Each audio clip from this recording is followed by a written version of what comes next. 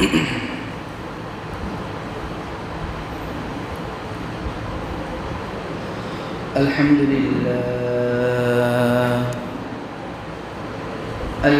لله نحمده ونستعينه ونستغفره ونؤمن به ونتوكل عليه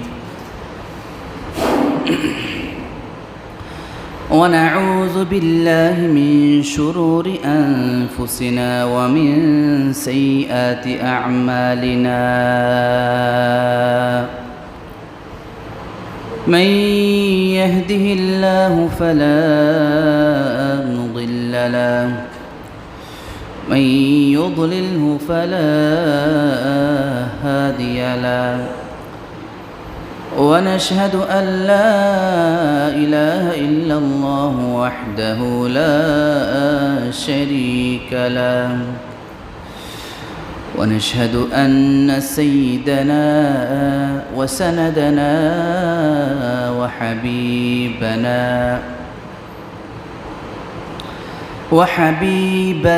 وطبيبنا وطبيب قلوبنا ومولانا وأولانا محمدا عبده ورسوله أرسله الله تعالى بالحق بشيرا ونذيرا وداعيا إلى الله بإذنه وسراجا منيرا اللهم صل على محمد وعلى آل محمد كما صليت على إبراهيم وعلى آل إبراهيم إنك حميد مجيد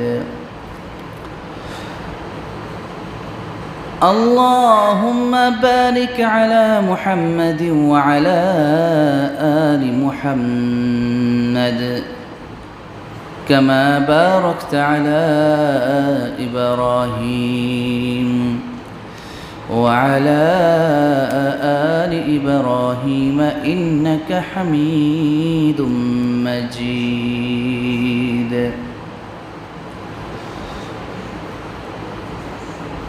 أما بعد فقد قال الله تعالى في كلامه المجيد وفرقانه الحميد أعوذ بالله من الشيطان الرجيم بسم الله الرحمن الرحيم وأن المساجد لله فلا تدعوا مع الله أحدا وقال رسول الله صلى الله عليه وسلم من غدا إلى المسجد أو راح أعد الله نزله من الجنة كلما غدا أو راح صدق الله العظيم وصدق رسوله النبي الكريم الحمد لله মহান আল্লাহ পাকের দরবারে লাখ কোটি শুকরিয়া যে আল্লাহ পাক রব্বুল আলামিন আমাদেরকে দয়া করে আল্লাহর পবিত্র ঘর মসজিদে পবিত্র সালাতুল জুমা আদায় করার জন্য আসার তৌফিক দান করেছেন। এই জন্য আল্লাহ পাকের দরবারে দিল থেকে শুকরিয়া আদায় করে বলে আলহামদুলিল্লাহ।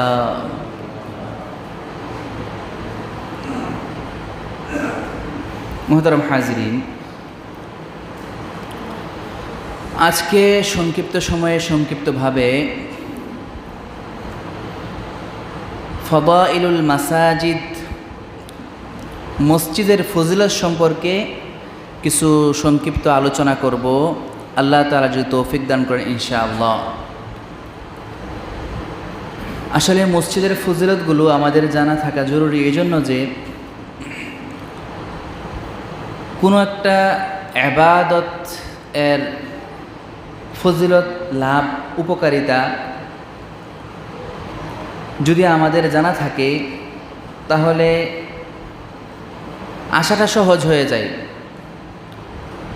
সাধারণত শুক্রবারে মুসল্লিদের সংখ্যাটা থাকে একটু বেশি। শুক্রবারে যেরকম আমরা আসি, 5 ওয়াক্ত নামাজেও আমাদের কি মসজিদে আসলে আল্লাহ তাআলা কি ফজিলত দান করবেন, এই মসজিদের ফজিলত সম্পর্কে কয়েকটা হাদিসকে সামনে রেখে কিছু আলোচনা করার চেষ্টা করব ইনশাআল্লাহ। আল্লাহ তাআলা তৌফিক দান করেন। মুহতারাম হাজিরিন, সর্বপ্রথম খুতবার মধ্যে যে কুরআন শরীফের আয়াত তেলাওয়াত করলাম, এই আয়াতে আল্লাহ তাআলা মসজিদকে নিজের ঘর বলে সাব্যস্ত করেছেন। মুহতারাম হাজিরিন, আমরা দুনিয়াতে বিভিন্ন প্রয়োজনে অপ্রয়োজনে কত জায়গায় যাই, কতজনের বাসায় বেড়াতে যাই, বাজার, হাট বাজার ইত্যাদিতে কত জায়গায় আমরা যাই, কত ধরনের মিটিং, মজলিস, সভা সম্মেলন সহ কত জায়গায় আমরা যাই। মুহতারাম হাজিরিন, আল্লাহ তাআলা কোনো জায়গাকে নিজের জায়গা হিসাবে সাব্যস্ত করেন নাই। আহাব্বুল বিলাদি ইলাল্লাহি মাসাজিদুহা, আল্লাহ তাআলার কাছে সবচেয়ে পছন্দনীয় এবং সবচেয়ে মাহবুব প্রিয় স্থান হচ্ছে যে মসজিদ, যে আল্লাহর ঘর, সেই ঘরকে নিজের ঘর হিসেবে সাব্যস্ত করেছেন আল্লাহ তাআলা। সূরা জিনের 18 নম্বর আয়াতে আল্লাহ তাআলা বলতেছেন, ওয়া আন্নাল মাসাজিদা লিল্লাহ,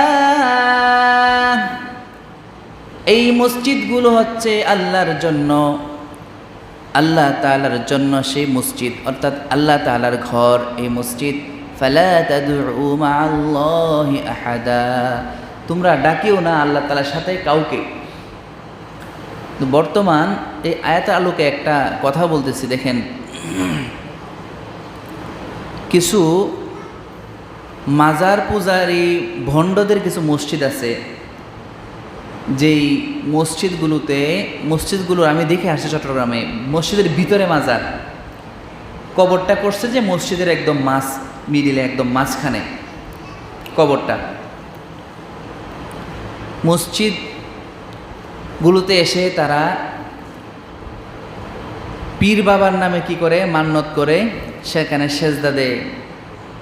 অথচ আল্লাহ তাআলা বলতেছেন, ফালা তাদউ মাআল্লাহি আহাদা, আল্লাহ তাআলার সাথে কাউকে ডাকিও না, একমাত্র আল্লাহ তাআলাকেই ডাকো। আল্লাহ তাআলাকে ডাকার সাথে সাথে অন্য কাউকে ডাকিও না। কিন্তু ভণ্ড মাজার পূজারীরা তারা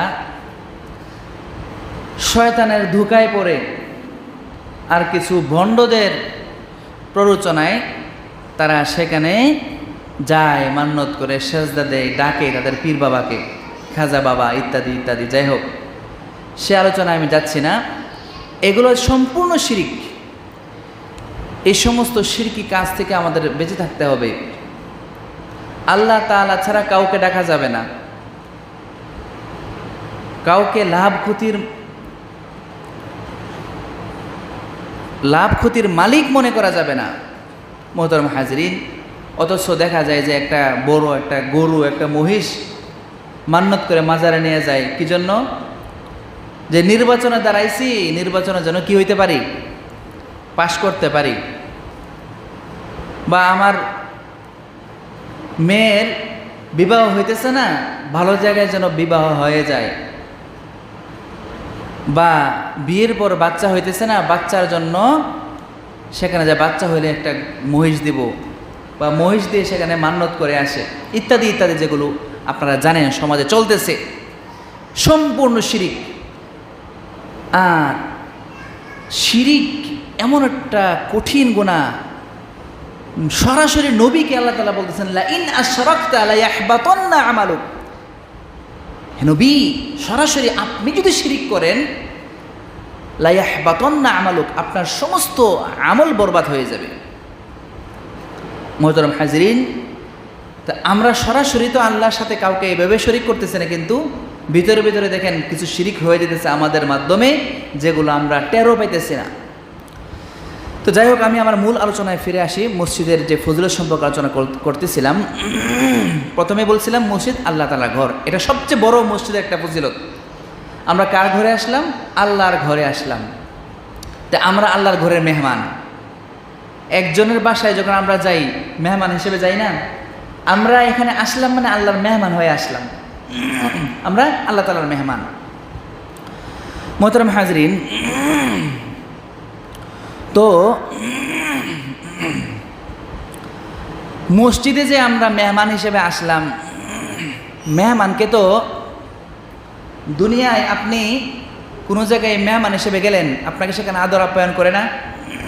চা নাস্তা ইত্যাদি আপনাদেরকে সেখানে আপ্যায়ন হিসেবে দেয়। আলহামদুলিল্লাহ। তো আল্লাহ তাআলা এই মসজিদে আসলে আল্লাহ তাআলাও আমাদেরকে কি আপ্যায়ন করেন, আপ্যায়নের ব্যবস্থা রেখেছেন। কীরকম?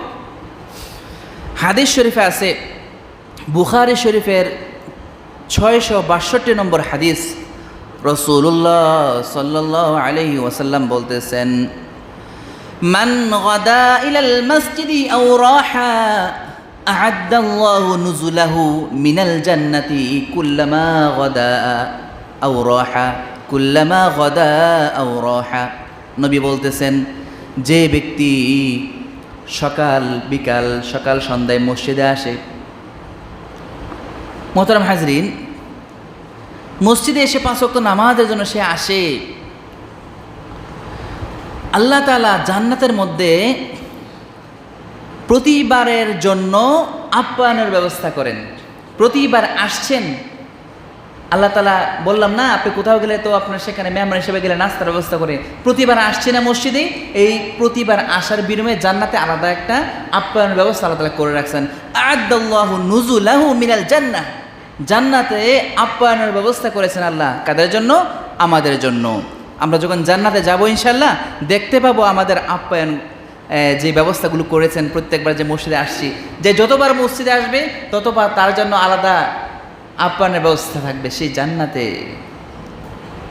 মোহতারাম হাজরিন, তো এই মসজিদ যারা নির্মাণ করবে তাদের একটা ফজিলত আছে, আমরা সবাই জানি। হাদিস রাসূলুল্লাহ সাল্লাল্লাহু আলাইহি ওয়াসাল্লাম বুখারী শরীফের 450 নম্বর হাদিসে বলতেছেন, মান বানা লিল্লাহি মসজিদান বানাল্লাহু লাহু বাইতান ফিল জান্নাহ। মান বানা লিল্লাহ, অন্য হাদিস আছে, মান বানা মসজিদান ইয়াবতাগি বিহি ওয়াজহাল্লাহ, আল্লাহ তাআলা সন্তুষ্টি অর্জনের জন্য কেউ মসজিদ নির্মাণ করলে বানাল্লাহু মিসলাহু ফিল জান্নাহ, ঠিক তদ্রূপ আল্লাহ তাআলা জান্নাতের মধ্যে তার জন্য একটা ঘর নির্মাণ করবেন। এরপরে আসেন, আমরা যে মসজিদে আসি, যেই ব্যক্তি মসজিদে আসবে, যত দূর থেকে আসবে তার তত বেশি ফজিলত। যত দূর থেকে মসজিদে আসবে তত বেশি তার জন্য ফজিলত। মসজিদের জন্য, মসজিদের নামাজের জন্য মসজিদের উদ্দেশ্যে বের হলেন, প্রতিটা কদমে একটা করে গুনাহ মাফ হবে এবং একটা মর্যাদা বৃদ্ধি পাবে। হাদিসে আছে, মুসলিম শরীফের 666 নম্বর হাদিস, রাসূলুল্লাহ সাল্লাল্লাহু আলাইহি ওয়াসাল্লাম বলতেছেন, ক্বালা রাসূলুল্লাহি সাল্লাল্লাহু আলাইহি ওয়াসাল্লাম, মান তাতাহহারা মিন বাইতিহি সুম্মা মাশা ইলা বাইতিন মিন বুয়ুতিল্লাহ লিয়াকদিয়া ফারিদাতান মিন ফারাইদিল্লাহ। যে ব্যক্তি নিজ ঘরে উযু করলো, পবিত্রতা অর্জন করলো, উযু করলো, এরপরে হেঁটে আল্লাহ তাআলার ঘর মসজিদে সে কি আসলো, আল্লাহ তাআলার তার জন্য যে জিম্মায় ফরজ নামাজ রেখেছেন, সেই ফরজগুলো আল্লাহর পক্ষ থেকে যে নামাজগুলোকে ফরজ করা হয়েছে সেগুলো সে মসজিদে এসে আদায় করলো। কানাত খাতওয়াতান ইহদাহুমা তাহুত্তু খাতিআতান ওয়াল উখরা তারফাউ দারাজাতান, তা প্রত্যেকটা কদমে, একটা কদমে আল্লাহ তাআলা একটা গুনাহ মাফ করবেন, আরেকটা কদমে তার মর্যাদা আল্লাহ তাআলা বৃদ্ধি করে দেবেন। সুবহানাল্লাহ। এই জন্য যার বাসা যত দূরে তার সওয়াব কিন্তু তত বেশি, কদম বেশি পড়বে, গুনাহ কিন্তু মাফ হয়ে থাকবে। মুসলিম শরীফের সহিহ হাদিস বলতেছি। তো আমরা নিয়ত ঠিক করে যখন আমরা ইবাদতের জন্য মসজিদে আসবো, আমাদের এই ফজিলতগুলো হবে ইনশাআল্লাহ। তো বুখারী শরীফের 620 নম্বর হাদিসে আরেকটা ফজিলতের আলোচনা করা হয়েছে যে আল্লাহ পাক রব্বুল আলামিন কিয়ামতের দিনে 7 ব্যক্তিকে তার আরশের ছায়ার নিচে স্থান দিবেন। বুখারী শরীফ 620 নম্বর হাদিসে আছে, ক্বালা রাসূলুল্লাহ সাল্লাল্লাহু আলাইহি ওয়াসাল্লাম সাবআতুন ইউযিল্লুহুমুল্লাহু ফি যিল্লিহি ইয়াওমা লা যিল্লা ইল্লা যিল্লুহু।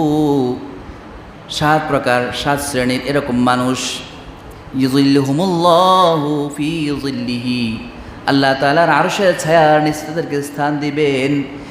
ইয়াওমা লা যিল্লা ইল্লা যিল্লুহু, এমন দিন যেদিন কোনো ছায়া থাকবে না, সূর্য চলে আসবে মাথার একদম নিকটে কাছে, সেই দিন আল্লাহর ছায়া ছাড়া কোনো ছায়া থাকবে না। সেদিন আল্লাহ তাআলা তার আরশের ছায়ার নিচে ওই 7 প্রকার ব্যক্তিদেরকে স্থান দিবেন। এর মধ্যে 1 নম্বর হচ্ছে, এর মধ্যে যে কোনো একটা হচ্ছে রজুলুন কলবুহু মুআল্লাকুন ফিল মাসাজিদ, ওই ব্যক্তি যার কলব, যার অন্তর মসজিদের সাথে সম্পৃক্ত, সম্পর্ক।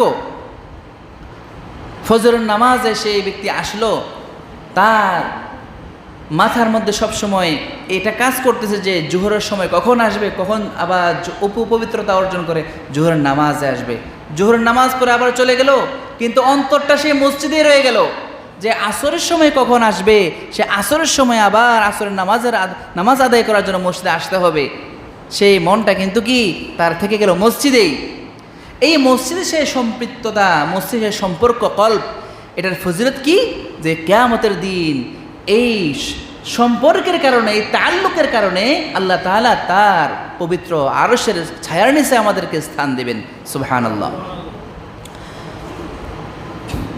এরপরে আসেন মসজিদে আমরা আসলাম, আসার পরে তেলাওয়াত করলাম, কিছু দ্বীনি মুযাকারা করলাম, তালিমে বসলাম, আমরা কিছু শিখলাম, জানলাম। এটার কি ফজিলত?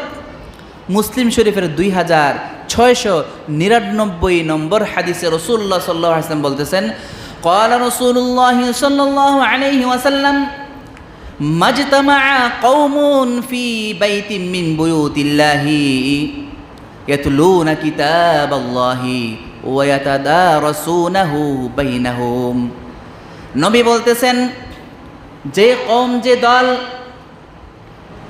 আল্লাহ তাআলার ঘরগুলোর মধ্যে যে কোনো একটা ঘরে, মসজিদ সমূহের মধ্যে যে কোনো একটা মসজিদের মধ্যে তারা একত্রিত হলো, জমা হওয়ার পরে তারা কোরআন তেলাওয়াত করলো, অথবা সেখান থেকে দ্বীন ইলম চর্চা করলো, কিছু শিখলো, জানলো।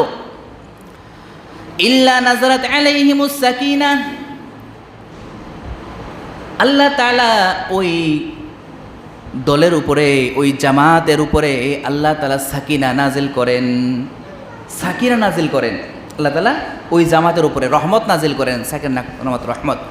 ওয়া গাশিয়াতহুমুর রাহমাহ, এবং আল্লাহ তাআলা রহমত দ্বারাই ঢেকে নেওয়া হয় এই মজলিসকে। ওয়া হাফাতহুমুল মালাইকা, আল্লাহ তাআলার রহমতের ফেরেশতারা ওই মজলিসকে বেষ্টন করে রাখে চতুর্পাশে। ওই মসজিদ, এই মজলিসের চতুর্পাশে এই রহমতের ফেরেশতারা বেষ্টন করে রাখে। এই জন্য দেখবেন অনেক সময় তালিমের মজলিসে, বয়ানের মজলিসে এমনি ঘুম আসে না, কিন্তু দেখবেন যে একটু ঘুম চলে আসতেছে, একটু জিমানে চলে আসে কিনা বলেন? কেন আসে? ওই যে রহমতের ফেরেশতারা বেষ্টন করে রাখছে, তো রহমতের ভিতরে, শান্তির ভিতরে আসছেন, একটু জিমানে চলে আসে। এমনি ওষুধ বড়ি খাইয়া ঘুমাইতে হয়, কিন্তু মসজিদে একটু তালিমে বসলে, একটু বয়ানে বসলে জিমানি ঘুমানে কেন চলে আসে? ওই যে আল্লাহর রহমতের ফেরেশতারা বেষ্টন করে আছে, এই জন্য। মুহতারাম হাজরিন, ওয়া যাকারাহুমুল্লাহু ফী মান ইনদাহু, সবচেয়ে বড় ফজিলত দেখেন, এই যে আল্লাহকে স্মরণ করে এই মজলিসের মধ্যে আল্লাহর বরত্ব সম্পর্কে আলোচনা করতেছি, শুনতেছি, দিনে আলেম চর্চা করতেছি, করাচ্ছি, সেই মজলিসের আলোচনা আল্লাহ পাক রব্বুল আলামিন, সবচেয়ে দামি মজলিস, আল্লাহ তাআলা ফেরেশতাদেরকে নিয়ে যে মজলিস করেন, সেই মজলিসের মধ্যে স্বয়ং আল্লাহ পাক রব্বুল আলামিন ফেরেশতাদের সামনে ওই মজলিস সম্পর্কে আলোচনা করে দেখেন। সুবহানাল্লাহ।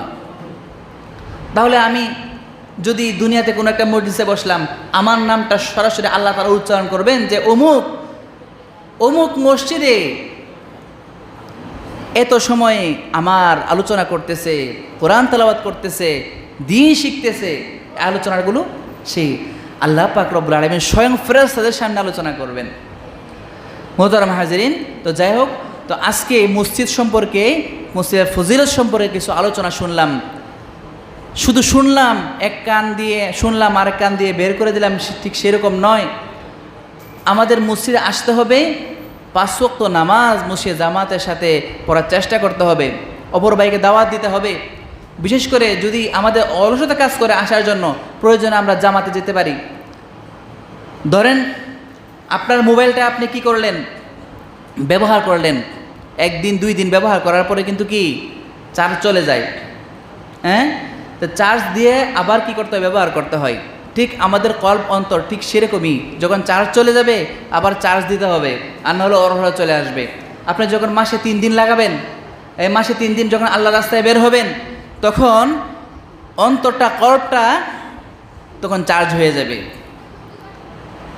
আপনি 3 দিন লাগাতার মসজিদে অবস্থান করলেন, সেখানে প্রতিদিন নির্দিষ্ট সময়ে তালিম শুনলেন, তালিমের মধ্যে সুন্দর সুন্দর ফজিলতের হাদিস শুনলেন, হ্যাঁ? সেখানে আপনি মুজাকারা করলেন, গাছের মধ্যে অপর ভাইকে দাওয়াত দিলেন। দাওয়াত দেওয়ার সময় মনে হয়ে যাবে, আল্লাহ আমি তো অপর ভাইকে আমি দাওয়াত দিতেছি, নিজে তো আমল করতে হবে। আমারও তো মসজিদে অপর ভাইকে মসজিদে আসার জন্য দাওয়াত দিতেছি, আমারও তো মসজিদে কি নিয়মিত আসতে হবে। লাগাতার যখন 3 দিন মসজিদে যখন থাকা হয়, তালিম শোনা হয়, বয়ান শোনা হয়, কোরআন তেলাওয়াত করা হয়, এবং এই মশক করা হয় কোরআন তেলাওয়াতের, এবং দ্বীনি ইলম যখন চর্চা করা হয়, তখন এই কলব এক প্রকারের চার্জ হয়ে যায়। এই এক চার্জে ধরেন 1 মাস কোনো অলসতা ছাড়া মসজিদে আসতে সহজ হয়ে যায়। এরপরে আবার প্রতি মাসে, পরের মাসে আপনি আবার 3 দিন সময় লাগান। ঠিক তদ্রূপ আমরা যদি এই তাবলিগে যাই, নিয়মিত আমরা সময় সেখানে লাগাই, সময় দেই, আমাদের দুনিয়া এবং আখিরাত আমাদের কল্যাণ হবে, জান্নাত যাওয়া সহজ হয়ে যাবে, আমলের উপরে থাকা আমাদের কি হয়ে যাবে, সহজ হয়ে যাবে। এজন্য আমাদের সবার নিয়ত আছে না তাবলিগে সময় লাগানো? সবার নিয়ত আছে তো ইনশাল্লাহ? তো আমাদের মসজিদ থেকে ইনশাল্লাহ সামনে জামাত যাবে, আমরা সবাই মনে মনে নিয়ত করি, আমরা মসজিদ থেকে 3 দিনের জামাতে যাওয়ার জন্য মনে মনে নিয়ত করি এবং তাশকিল করি, একটা জামাত তৈরি করে। আমরা অনেক দিন ধরে জামাতে যাওয়া হয় না, আমাদের মসজিদ থেকে যাবে বলে যাওয়া হইতেছে না, সাথীরা হয়তো তৈরি হইতেছে না, বিভিন্ন ঝামেলার কারণে হইতেছে না, অনেক দিন হয়ে গেছে, প্রায় বছর তো হয়ে গেছে মনে হয়। তো এরকম যদি হয়ে যায় তো আমাদের তো সমস্যা। আমরা যারা পুরান সাথীরা আছে, আমরা বসে মুজাকারা করে আমরা দ্রুত একটা জামাত তৈরি করে আমাদের নিজেদের লাভ, সবারই লাভ, আমাদের ইনশাল্লাহ আখলাকের যে ফায়দাটা হবে এটা অন্য কোথাও হবে না। দেখেন সব জায়গায় যান, আপনি যেখানে যান, দিনের আলোচনা কিন্তু শুধু মসজিদেই হয়, আল্লাহ সম্পর্কে আলোচনা শুধু মসজিদেই হয়, অন্য কোথাও কিন্তু হয় না। সব দুনিয়া ফিকির, দুনিয়া কিভাবে আমরা অর্জন করতে পারবো, দুনিয়া বাড়ি গাড়ি কিভাবে সাজাতে পারবো, সব কিছু আলোচনা সেখানে, কিন্তু দিনই আলোচনা একমাত্র এই মসজিদেই হয়। তো আমরা সবাই দিনের কাজে, তাবলিগের কাজে ইনশাআল্লাহ সময় লাগানোর চেষ্টা করব। আল্লাহ তাআলা আমাদের সবাইকে আমল করা তৌফিক দান করুন। ওয়া আখিরু দাওয়ানা আলহামদুলিল্লাহি রাব্বিল আলামিন। যারা সুন্নাত পড়েন সুন্নাত পড়েন।